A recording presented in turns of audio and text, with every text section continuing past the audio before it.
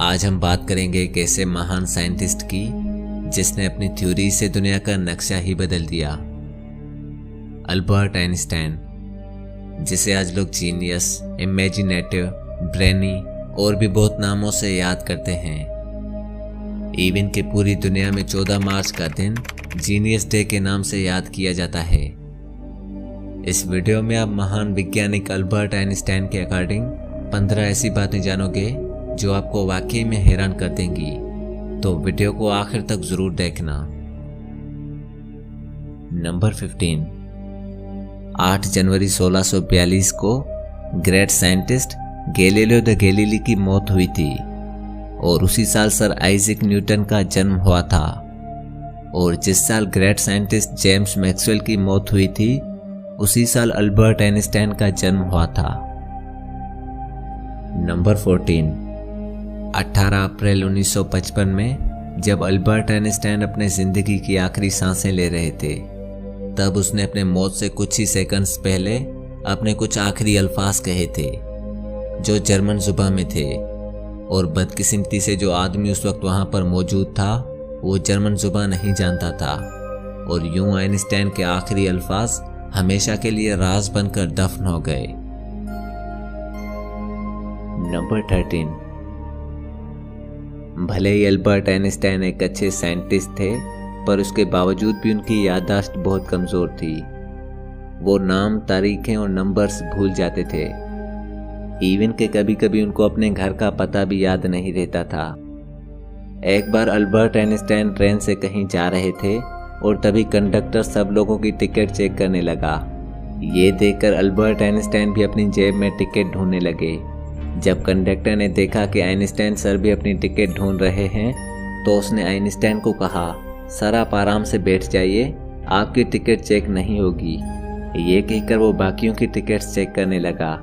जब सभी की टिकट चेक हो गई तो कंडक्टर ने देखा कि आइंस्टाइन अब भी अपनी सीट के नीचे टिकट ढूंढ रहे हैं। तो कंडक्टर आइंस्टाइन के पास आया और कहने लगा, सर भले ही आपकी टिकट गुम हो गई हो, पर मैं आपको जानता हूँ, आपने टिकट जरूर खरीदी होगी और आप बिना टिकट के सफ़र कर सकते हैं। ये सुनकर आइंस्टाइन ने कहा, वो सब तो ठीक है, लेकिन बिना टिकट के मुझे पता कैसे चलेगा कि मुझे आखिर जाना कहाँ है। नंबर 12, अल्बर्ट आइंस्टाइन के याददाश्त से जुड़ा एक और वाकया बहुत मशहूर है। एक बार एक रिपोर्टर अल्बर्ट आइंस्टाइन का इंटरव्यू ले रहे थे।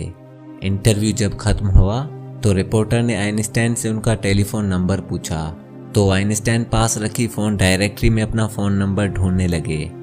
ये देखकर रिपोर्टर ने कहा, सर आप दुनिया के सबसे बड़े साइंटिस्ट के तौर पर देखे जाते हैं और आपको अपना फ़ोन नंबर भी याद नहीं। आइंस्टाइन ने जवाब दिया, भला ऐसी चीज़ को मैं क्यों याद रखूं जो मुझे किताब में ढूंढने से मिल जाती है।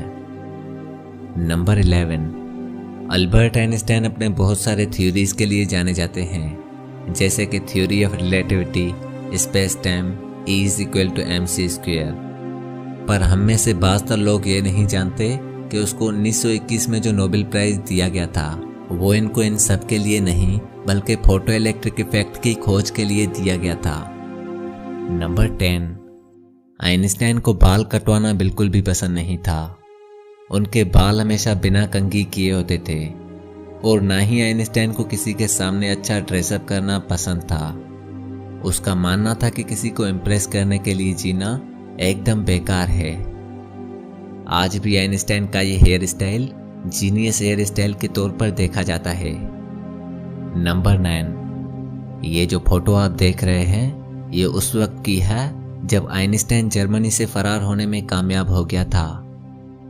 1932 में जब नाजीज अपने पावर में आए, तभी से उन्होंने यहूदियों को मारना शुरू कर दिया। अल्बर्ट आइंस्टाइन भी एक यहूदी ही थे और ये हमेशा उनकी मुखालिफत करते रहते थे। नाजियों ने आइंस्टाइन को ख़त्म करने का एक प्लान बनाया और इसको ब्रिटिश स्पाई का टाइटल दे दिया। उसके बाद उन्होंने जर्मनी में ये ऐलान कर दिया कि जो भी शख्स अल्बर्ट आइंस्टाइन का सर ला के देगा उसको $5000 दिए जाएंगे। इवन के अखबारों में भी इसके फोटोज आना शुरू हो गई, जिनके कैप्शंस थे, नॉट येट हैंग्ड, यानी इसको अभी तक फांसी नहीं दी गई।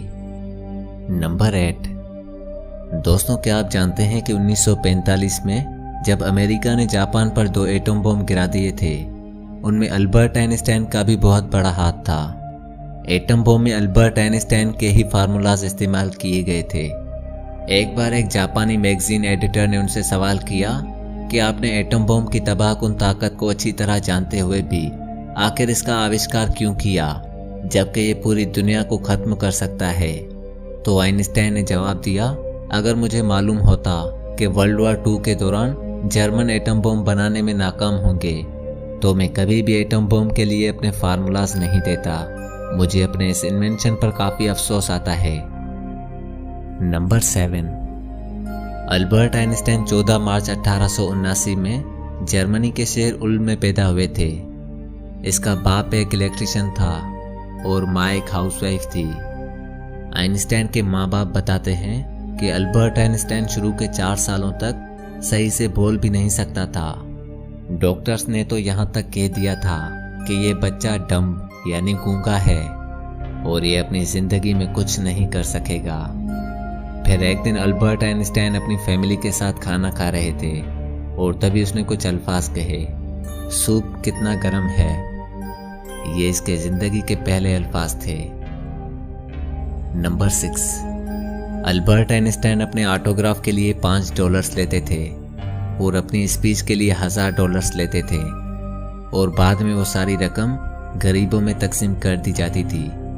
अपने इन सारे कारनामों के लिए अमेरिका की टाइम मैगजीन ने अल्बर्ट आइंस्टाइन को पर्सन ऑफ द सेंचुरी करार दिया था, यानी 20वीं सदी का सबसे महान इंसान। नंबर 5। 1954 में अल्बर्ट आइंस्टाइन एक जर्मन फिलोसोफर एरिक गटकाइन को एक खत लिखा था जिसमें उसने मजहब को लेकर अपने विचार दिए थे। बाद में वो खत 20 करोड़ 38 लाख रुपए में बिका था। उस लेटर में आइंस्टाइन ने लिखा था कि मेरे लिए भगवान लफ्ज़ कुछ भी नहीं बल्कि लोगों की कमज़ोरी से पैदा हुआ एक शब्द है। बाइबल काबिल एहतराम तो है मगर फिर भी कदीम कहानियों का एक मजमुआ है। किसी किस्म की भी तशरीह, भले ही वो कितनी मिस्टेरियस क्यों ना हो, मेरे ख्यालात को इस बारे में नहीं बदल सकती। नंबर 4। एक बार अल्बर्ट आइंस्टाइन से पूछा गया कि आपके मुताबिक तीसरी जंग अज़ीम कौन से हथियारों से लड़ी जाएगी, तो इसके जवाब में आइंस्टाइन ने कहा, मुझे ये नहीं मालूम कि तीसरी जंग अज़ीम कौन से हथियारों से लड़ी जाएगी, पर मैं इतना ज़रूर कह सकता हूँ कि चौथी जंग अज़ीम डंडों और पत्थरों से लड़ी जाएगी। आइंस्टाइन के कहने का मतलब यही है कि अगर तीसरी जंग अज़ीम हुई तो वो इतनी तबाहकुन होगी कि वो हमारी दुनिया को फिर से स्टोन एज में पहुंचा देगी। नंबर 3। ये जो तस्वीर आप देख रहे हैं ये 1951 में ली गई थी जब आइंस्टाइन अपने 72वें जन्मदिन पर प्रिंसटन यूनिवर्सिटी जा रहे थे और उस वक्त आर्थर नामा एक फोटोग्राफर आइंस्टाइन को मुस्कुराने के लिए कह रहा था, पर आइंस्टाइन इससे पहले बहुत फोटोग्राफर्स के लिए ऐसा कर चुके थे। इसीलिए इसने इस फोटो में कुछ अलग करने का सोचा और अपनी जीभ बाहर निकाल दी। बाद में ये फोटो 80 लाख रुपए में बिकी थी। नंबर 2। 1952 में जब इसराइल के पहले प्रेसिडेंट चैम वेज़मैन की मौत हुई तो उस वक्त इसराइलिटीज़ के दौरान अल्बर्ट आइंस्टाइन को प्रेसिडेंट बनने की ऑफ़र की गई, पर आइंस्टाइन ने साफ साफ मना कर दिया और कहा कि वो फितरी अहलियत और लोगों के साथ मुनासिब तरीके से निपटने की सलाहियत नहीं रखते। इसके अलावा वो साइंस के लिए बने हैं, ना ही पॉलिटिक्स के लिए। नंबर 1। 18 अप्रैल 1955 में जब अल्बर्ट आइंस्टाइन की मृत्यु हुई तो उस वक्त डॉक्टर थॉमस हार्वे नामा शख्स ने आइंस्टाइन का दिमाग निकाल दिया और कहीं फरार हो गए। बाद में उसको इस हरकत पर सज़ा भी दी गई थी, लेकिन उसने ये कह दिया था कि ये सब उसने सिर्फ रिसर्च के लिए किया है ताकि इससे साइंस और साइंटिस्ट दोनों को फ़ायदा हो सके। उसके बाद इसको इजाज़त दे दी गई और तब से लेकर आज तक अल्बर्ट आइंस्टाइन के माइंड पर रिसर्च चल रही है। आज अल्बर्ट आइंस्टाइन को मरे 60 साल से भी ज़्यादा वक्त हो चुका है, पर आज भी उनका दिमाग कई टुकड़ों के तौर पर फिलाडेल्फिया के एक म्यूजियम में महफूज पड़ा है।